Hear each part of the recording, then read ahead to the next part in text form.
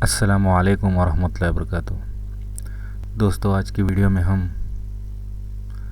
Grammar से related नामपद के बारे में स्टडी करेंगे। नामपदों को कुल 9 हिस्सों में बांटा गया है। इसे हम एक एक करके सेपरेटली समझते जाएंगे। सबसे पहले नामपद में वस्तुवाचक।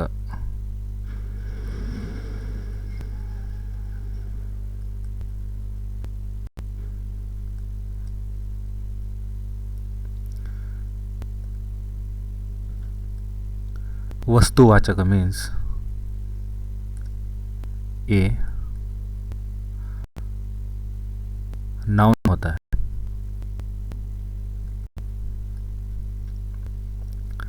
आप इसकी तारीफ यानी इंट्रोडक्शन देख सकते हैं। ಯಾವುದೇ वस्तु, व्यक्ति, प्राणी, किसी भी चीज़, पर्सन, एनिमल या प्लेस के नाम को हम वस्तुवाचक करके पुकारते हैं। इसको याद रख लेना। इसको नाउन कहते हैं, वस्तुवाचक को। इसमें 3 किस्में बताई गई हैं।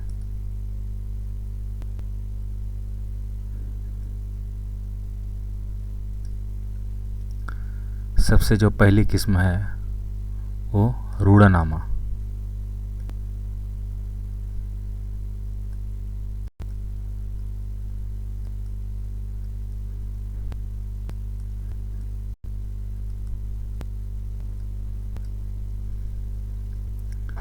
ये रूढ़नामा क्या है? ಅನಾದಿಕಾಲದಿಂದಲೂ यानी पुराने ज़माने से ही रूढ़ियागी बंदिरुआ, मतलब जो पुराने ज़माने में बोल रहे थे वही नाम को हम रस्मी तौर पर बोल रहे हैं, तो उन चीज़ों को हम रूढ़नामा कहते हैं। मतलब ये जो नाम होते हैं कल परसों रखे गए नहीं होते, बहुत पहले से बोलते चले आ रहे होते हैं। हमें उनका नाम भी नहीं होता कि किसने रखाया, कब से रखाया। तो ये तमाम चीज़ें रूढ़नामा में शामिल हैं। रूढ़ी लफ्ज़ से ही आपको पता चल गया होगा। इसमें यहाँ पर मिसालें दी गई हैं। ಹೆಂಗಸು औरत, गंडसु मर्द, हुड़ुगा हुड़गी, लड़का लड़की, मक्कड़ू यानी बच्चे, जनरू लोग, नदी यानी नदी, बेट्टा जंगल, समुद्र का मतलब समंदर, केरे तालाब, हल्ला सैलाब या फ्लड जिसको बोलते हैं, हल्ली गांव, गिडा पौधा, मरा दरख्त, होड़े का मतलब भी नदी होता है, मुदु का मतलब बूढ़ा, मुदुकी बूढ़ी, हेन्नु मतलब औरत, एले पत्ता, अड़ीके सुपारी, हसू गाय या एम्मे भैंस, बल्ली रस्सी को भी कहते हैं। ठीक है, तो ये तमाम चीज़ें हम रूढ़नामा में पढ़ रहे हैं। अगर मिसाल पूछते हैं एग्ज़ाम के अंदर तो आपको लिखना है कि नाउन की कौन सी किस्म के अंदर आता है। तो ये तमाम रूढ़नामा के लिए मिसालें हैं। दूसरी जो मिसाल है यानी दूसरी जो किस्म है वो अंकितनामा है।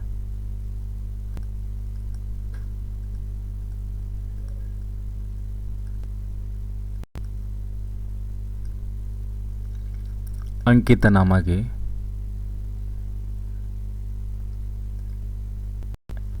तारीफ देख लीजिए। ವ್ಯವಹಾರದ ಉಪಯೋಗಕ್ಕಾಗಿ ಇಟ್ಟುಕೊಂಡಿರುವ ಹೆಸರುಗಳನ್ನು, मतलब उसको रोज़मर्रा ज़िंदगी में किसी भी काम से अलग पहचान के लिए पुकारे जाने वाले नाम हो, जिससे उसकी पर्टिकुलर पहचान हो, इसको हम अंकितनामा कहेंगे। इसको इंग्लिश में प्रॉपर नाउन कहेंगे।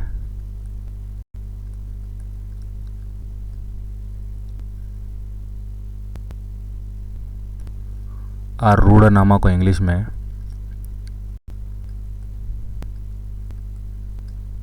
कॉमन नाउन कहेंगे।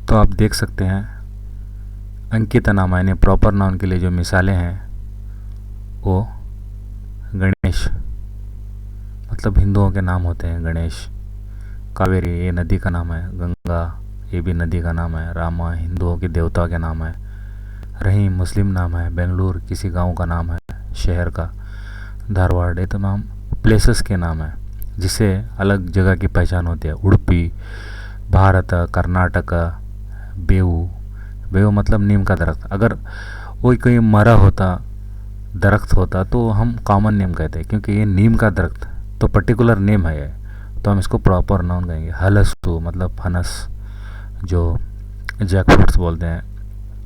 उप्पिट्टू ये ब्रेकफास्ट में होने वाला उप्पिट है। होलीगे ये तमाम चीज़ें प्रॉपर नाउन के अंदर आती हैं। तीसरी जो किस्म आप देख रहे हैं नाउन के अंदर वो अन्वर्थकनामा।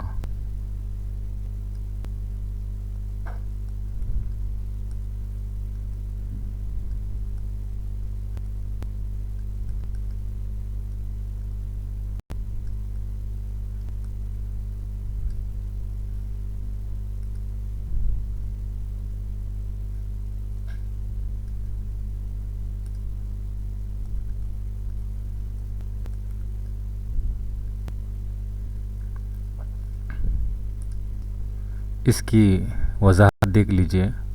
ವಸ್ತುವಿನ ರೂಪ ಮತ್ತು ವ್ಯಕ್ತಿಯ ಲಕ್ಷಣಗಳು, किसी चीज़ का रूप देखकर या फिर उसके जो फीचर्स देखकर हम उसे कोई नाम रख लेते हैं तो उसको हम अन्वर्थकनामा कहेंगे। मिसाल के तौर पर कोई आदमी होशियार है तो उसको जानना कहेंगे। लिखने वाला है कवि बोलेंगे। पढ़ाई लिखे में एकदम स्कॉलर है तो उसको पंडित बोलेंगे। अगर वही अंधा है तो कुरूडा बोलेंगे। ठीक है। इसके अलावा अगर कोई गूंगा है तो मूगा बोलेंगे। अगर कोई बहरा है सुन नहीं पाता तो उसको कीवड़ा बोलेंगे। अगर कोई कुंजहीन है पढ़ाई में कमज़ोर है तो उसका दड्डा बोलेंगे। अगर कोई खैरात करने वाला आदमी है तो उसको दानी बोलेंगे। पढ़ाने वाला है तो इसे शिक्षक बोलेंगे। अगर कोई साइंटिस्ट है तो विज्ञानी बोलेंगे। अगर कोई फ़ैन है किसी का तो अभिमानी बोलेंगे। अगर कोई कानून लिखने वाला है तो उसको नीतिज्ञ बोलेंगे, नीतिज्ञ। अगर कोई लंगड़ा है तो कुंटा बोलेंगे।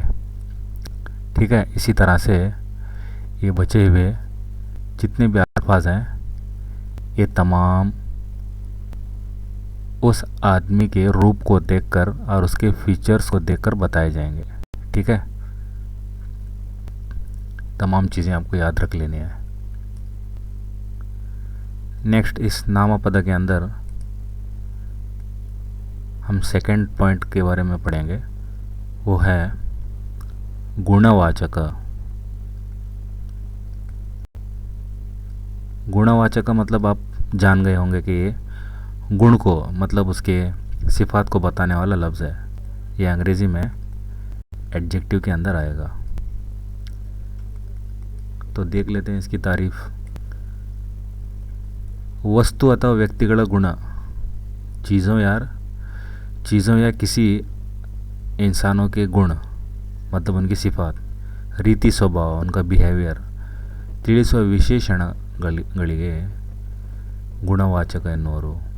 ವಿಶೇಷಣಗಳನ್ನು ಯಾವುದೇ ಹೇಳಲಾಗುತ್ತದೋ ಅಂಥ ಶಬ್दಗಳನ್ನು विशेष्यಗಳು, मतलब यहाँ पर मौसूफ सिफत, किसकी सिफत बताई जा रही है उसका भी मुताला करेंगे, वो सिफत क्या है उसको भी मुताला करेंगे।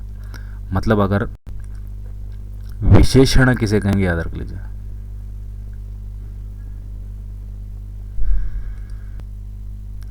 यहाँ पर विशेषण का मतलब होता है सिफत, मतलब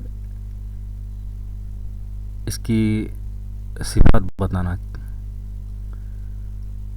विशेष्य का मतलब होता है मौसूफ, जिसकी सिफत बताई जा रही है। जैसे आप यहाँ पर गौर कर सकते हैं, सिही मतलब मीठा, क्या मीठा है, हण्णु फल। दोड्डा बड़ा, चीज़ क्या है, नदी। वल्लेय मतलब अच्छा, चीज़ क्या है, हुड़ुगी या लड़की के बारे में। यहाँ पर सिफत के बारे में बताया गया है, जिसके बारे में हम सिफत बताएंगे वो मौसूफ कहलाएगा।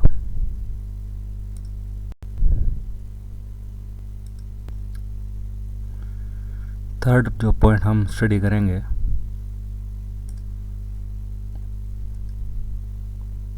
वो है संख्यावाचक।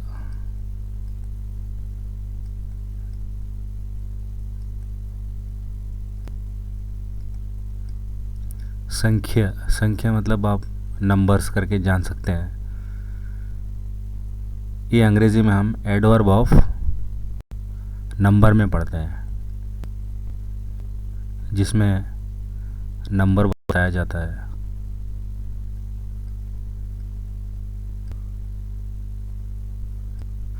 एडवर्ब ऑफ नंबर, तो इसकी वजाहत देख लीजिए। ಸಂಖ್ಯೆಯನ್ನು ಹೇಳುವ ಶಬ್ದಗಳೆಲ್ಲ ಸಂಖ್ಯಾವಾಚಕ, मतलब जितने भी आप नंबर्स बोलोगे वो सब संख्यावाचक कहलाएंगे। फॉर एग्जांपल 1 2 3 10 ಸಾವಿರ ಲಕ್ಷ ಕೋಟಿ। ಸಾವಿರ का मतलब हज़ार, लक्ष मतलब लाख, कोटि का मतलब करोड़। ये तमाम संख्यावाचक में हम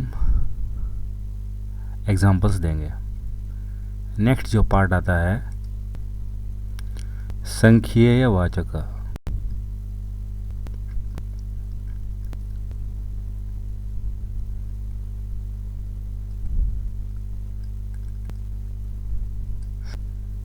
संख्यावाचक और संख्येयवाचक में क्या फ़र्क है देख लेते हैं। तो आप देख सकते हैं, ಸಂಖ್ಯೆಯಿಂದ ಕೂಡಿದ ವಸ್ತುಗಳನ್ನು ಹೇಳುವ ಶಬ್ದಗಳೆಲ್ಲ ಸಂಖ್ಯಾವಾಚಕ। ಕೆಳಗಿನ उदाहरणೆಯಲ್ಲಿ संख्यावाचक क्या एग्जाम्पल दिए, एग्जाम्पल से आप अच्छे से समझ सकते हैं। संख्यावाचक और संख्येयवाचक में दोनों में फ़र्क देखिए। एरडू मतलब अगर यहाँ पर हम 2 कहेंगे तो ये संख्यावाचक होगा। संख्येयवाचक मतलब बोथ, इब्बरू। ಎರಡನೆಯ मतलब किसी भी रो में बैठने हैं तो सेकेंड, थर्ड, फोर्थ, फिफ्थ इस तरह से अगर नंबर लेते हैं तो ये सीधे सीधे नंबर नहीं होगा करके एक वर्ड हो गए। बोथ दोनों, ಎರಡನೆಯ मतलब सेकेंड, ಮೂವರು तीनों, ಮೂರನೆಯ तीसरा, ಮೂರರಿಂದ फ्रॉम थर्ड, ಐವರು पाँचों, ಐದನೆಯ फिफ्थ। इस तरह से टीएच लगाने वाला वर्ड हो तो हम इनको संख्येयवाचक में इस्तेमाल करेंगे।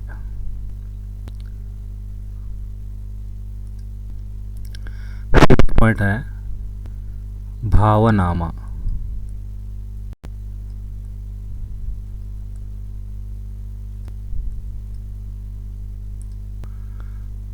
तो इसका इंट्रोडक्शन देख लेते हैं।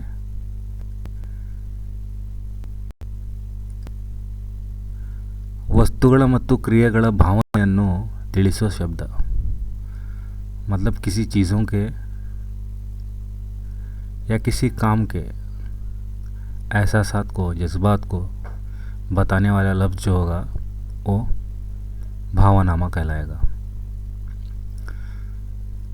ಭಾವ ಎಂದರೆ ಇರುವಿಕೆ, स्थिति, मतलब उसका करंट सिचुएशन बताया गया है, उस चीज़ का करंट सिचुएशन। तो इसको कैसे हम समझ सकते हैं एग्जाम्पल के ज़रिए। बिಳಿಯ दर भाव, अगर कोई चीज़ सफ़ेद है तो उससे सफ़ेदी मालूम होगी, बिಳುಪು। करिಯ दर भाव, सियाह से हम काला रंग बोलेंगे। आड़ू दर भाव, खेलने वाली चीज़, आटा, खेल बोलेंगे। नोडू दर भाव, देखने वाले का जो सिचुएशन होगा वो नोट।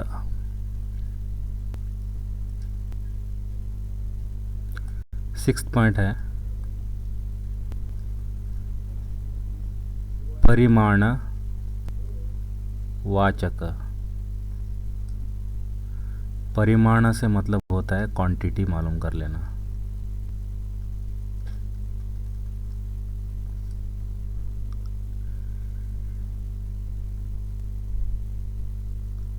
यहाँ पर एग्जाम्पल के ज़रिए समझेंगे। सबसे पहले इसका इंट्रोडक्शन देख लीजिए। वस्तुಗಳ सामान्य अಳತೆ, परिमाण, गात्र इत्यादि, मतलब वो चीज़ मेज़रमेंट के ऊपर, उसकी परिमाण मतलब क्वांटिटी के ऊपर, गात्र में उसकी जो जिसामत होगी, उसका जो स्ट्रक्चर होगा, उसके ऊपर हम अल्फाज कहेंगे तो परिमाणवाचक के एग्जाम्पल्स होंगे। एग्जाम्पल देख लीजिए।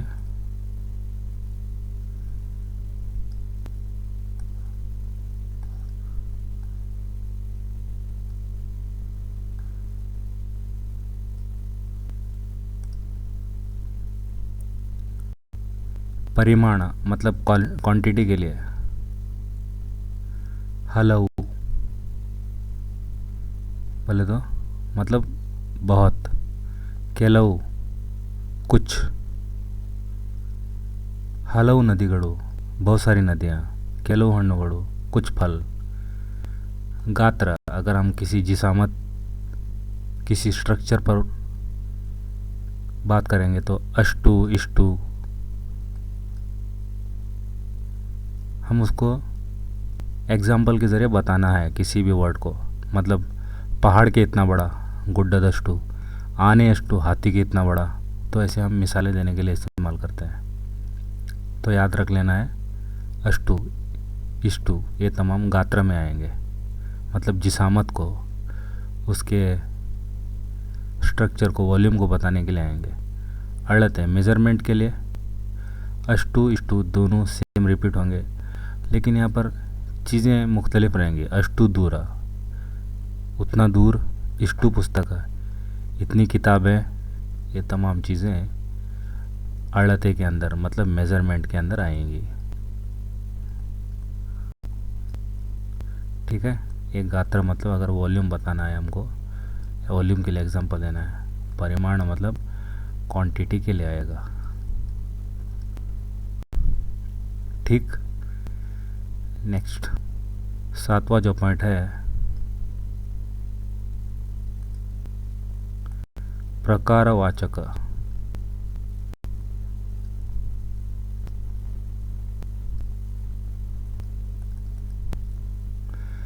अब इस वर्ड से ही मालूम कर सकते हैं, मतलब प्रकार, उसकी किस्म। देख लेते हैं इंट्रोडक्शन। ವಸ್ತುಗಳ ಸ್ಥಿತಿ ಅಥವಾ ರೀತಿಗಳನ್ನು ತಿಳಿಸುವ ಶಬ್ದಗಳು ಪ್ರಕಾರವಾಚಕ। मतलब चीज़ों की जो करंट स्ट्रक्चर है या करंट सिचुएशन है या किस तरह है, इसको बताने के लिए हम इन चीज़ों का इस्तेमाल करेंगे। फॉर एग्ज़ाम्पल देखते जाइए, ये भी एक किस्म का गुणवाचक ही कहलाएगा। गुणवाचक का मतलब आपने पढ़ा है कि ये एडजेक्टिव ही कहलाएगा।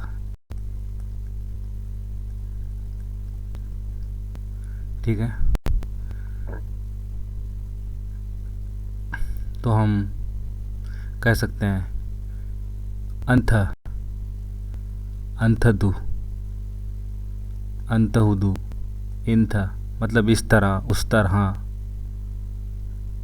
इस तरह से, किस तरह से, इस तरह का, ये इस तरह उस तरह, ये तमाम चीज़ें दूसरे को कंपेयर करने के लिए इस्तेमाल करते हैं, तो हम उसको प्रकारवाचक बोलते हैं। ये दूसरों के कंपैरिजन के लिए इस्तेमाल किया जाता है। 8 जो पॉइंट है, दिग्वाचक। दिग्वाचक का इंट्रोडक्शन देख लीजिए।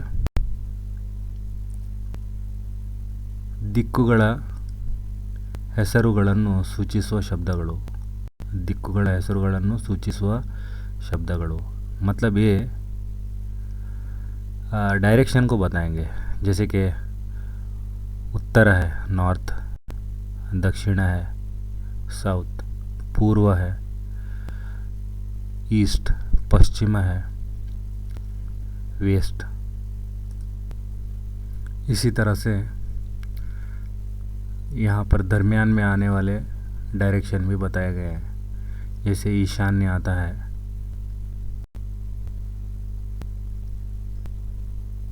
ईस्ट और साउथ के बीच में, ईस्ट और नॉर्थ के बीच में आता है।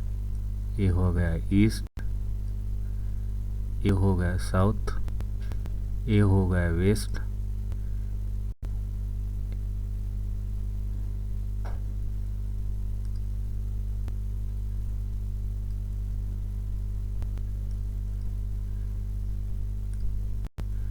ये है नॉर्थ, ये है साउथ।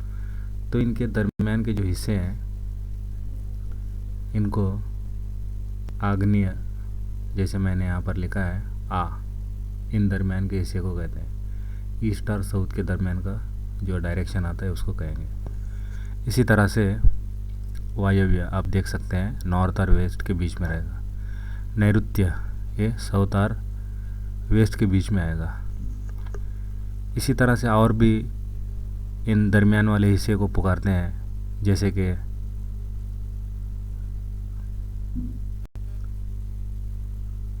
आप देख सकते हैं यहाँ पर दूसरी भी मिसालें दी गई हैं। जैसे कि यहाँ पर तेंकण दिया गया है। ये जो तेंकण है वो साउथ को बोलेंगे। जैसे मैं यहाँ पर लिख देता हूँ, साउथ को तेंकण कहेंगे और नॉर्थ को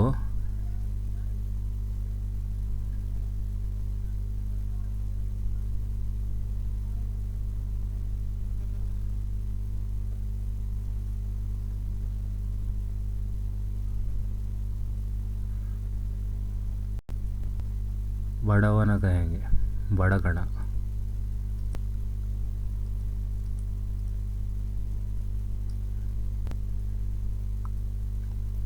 इसी तरह से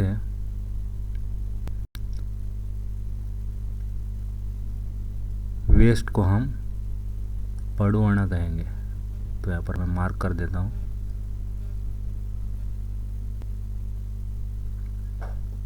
ठीक है,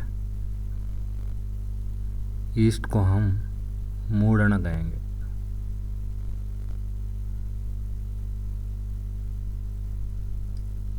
तो ये दूसरे नामों से भी इनको उत्तर, दक्षिण, पूर्व और पश्चिम को दूसरे नामों से भी कन्नड़ा में पुकारते हैं। तो इनको यहाँ पर बताया गया है। तो यहाँ वहाँ बोलने की मिसालें भी आचे, ईचे, यहाँ वहाँ बोलने वाली चीज़ें भी डायरेक्शन के लिए इस्तेमाल होती हैं। इस वजह से ये भी दिग्वाचक में शुमार की जाती है।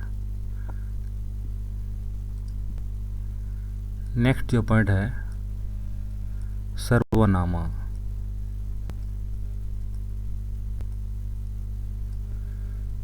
सर्वनामा इसको इंग्लिश में प्रोनाउन बोलेंगे।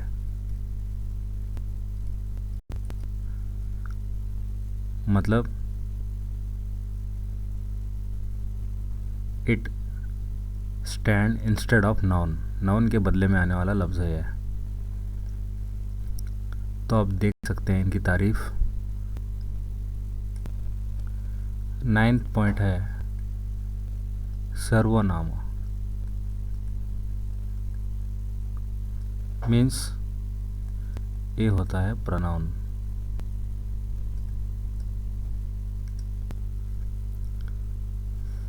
प्रोनाउन किसको कहते हैं आपको पता ही है।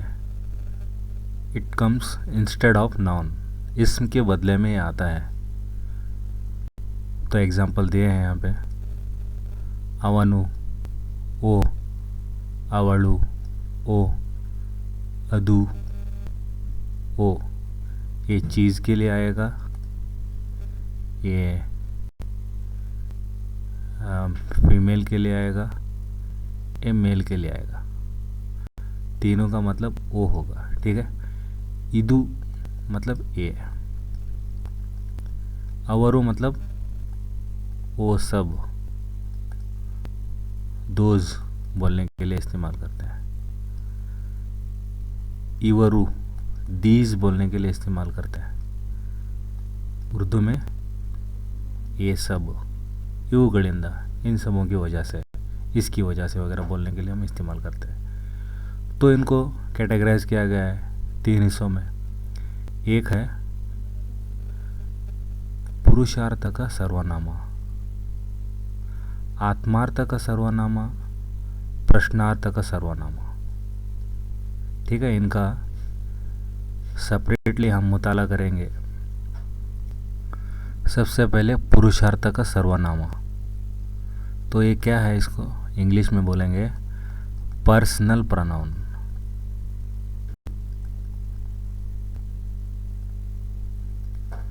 मतलब आप देख सकते हैं पुरुष इसके अंदर मौजूद है, तो ये पर्सन के लिए आएगा। तो आपको अंग्रेज़ी में मालूम है पर्सनल प्रोनाउन में फर्स्ट पर्सन आता है, सेकेंड पर्सन आता है और थर्ड पर्सन आता है। तो इसको कन्नड़ा में क्या बोलते हैं देखिए, फर्स्ट पर्सन को बोलते हैं उत्तम पुरुष, उत्तम, ठीक है। सेकेंड पर्सन को बोलते हैं मध्यम पुरुष, और थर्ड पर्सन को जो बोलते हैं वो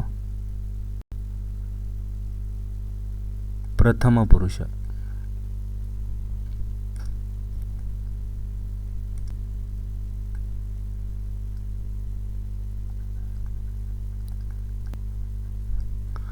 तो आपको पता ही है कि फर्स्ट पर्सन में क्या आता है, आई और वी के बारे में कहा जाता है, अपने बारे में। सेकंड पर्सन सामने वाले के बारे में, यू के बारे में कहा जाता है। Third person he, she, it, they, ये तमाम चीज़ें इसके अंदर आती हैं। तो आप यहाँ पर देख सकते हैं फर्स्ट पर्सन में नानु, नाउ, ये आई है, ये वी है। इसी तरह से सेकंड पर्सन में आप देख सकते हैं नीनू, न्यू, ताऊ। मतलब हर एक चीज़ के लिए इंग्लिश में यू का ही इस्तेमाल होता है। नेक्स्ट आप देख सकते हैं प्रथम पुरुष के अंदर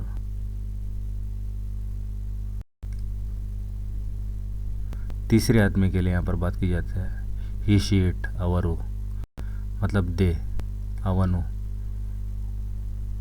ही, ಅವಳು, शी, ಅದು, इट, अವು, दे, इदु, इट, अವು, दे। ही, शी, इट का इस्तेमाल यहाँ पर लगभग किया जाता है, लेकिन थोड़े कन्नड़ा में अल्फाज अलग होते हैं, लेकिन वही मीनिंग रखते हैं जो अंग्रेज़ी में होते हैं, ठीक है।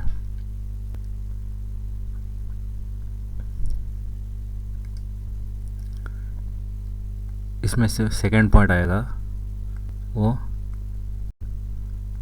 आत्मार्थक सर्वनाम। ठीक है, आत्मार्थक सर्वनाम। तो आप देख सकते हैं आत्मा माने अपने आप से कहना। फॉर एग्जाम्पल तन्न मतलब अपना, अपने, अपनों को, अपनों से। इस तरह से अगर कोई जुमले बनाएंगे, कोई वर्ड कहेंगे, तो यहाँ पर त से इस्तेमाल होने वाले अल्फाज यानी प्रोनाउन का इस्तेमाल किया जाएगा। इनको आत्मार्थक सर्वनामा कहेंगे। जैसे आप देख सकते हैं यहाँ पर मिसालें दी गई हैं। तानु यानी मैं,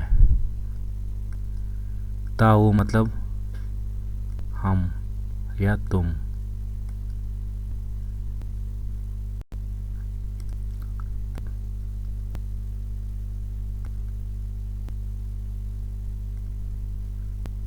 नेक्स्ट तन्न मतलब मेरा,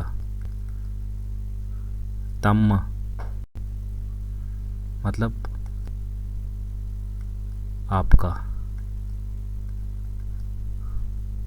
इस तरह से त का इस्तेमाल करते हुए यहाँ पर अल्फाज बनाएंगे। ये असल में इज्जत से बोलने के लिए इस्तेमाल किया जाता है।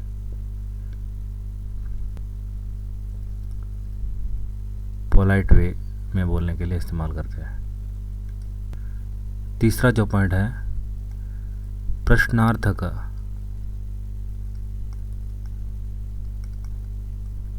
सर्वनाम। ठीक है, ये प्रोनाउंस की जो किस्में, जो काइंड्स पढ़ रहा हूँ, ये थर्ड पॉइंट है। प्रश्नार्थक सर्वनामों को अंग्रेजी में इंटरोगेटिव प्रोनाउंस कहेंगे।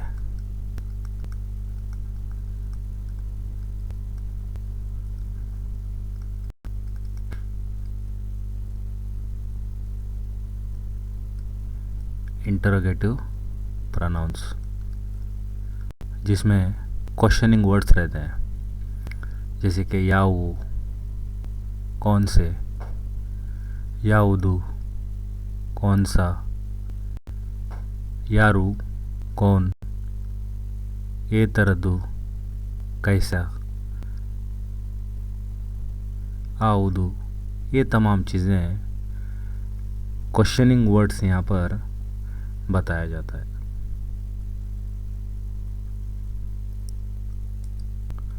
तो ये था नामपद के मुतालिक ग्रामर का ये सेशन।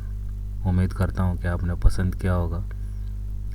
अगर अगर आपको कुछ समझ में नहीं आ रहा है तो आप कमेंट सेक्शन में सवाल पूछ सकते हैं। इंशाल्लाह हम आपको समझाने की कोशिश करेंगे। तो यहाँ तक अपने क्लास को आज ख़त्म करते हैं। इंशाल्लाह दोबारा से मुलाकात होगी मेरी इस अगले सबक वाली वीडियो में। तब तक के लिए अल्लाह हाफिज़। अस्सलामु अलैकुम वरहमतुल्लाहि वबरकातुहू।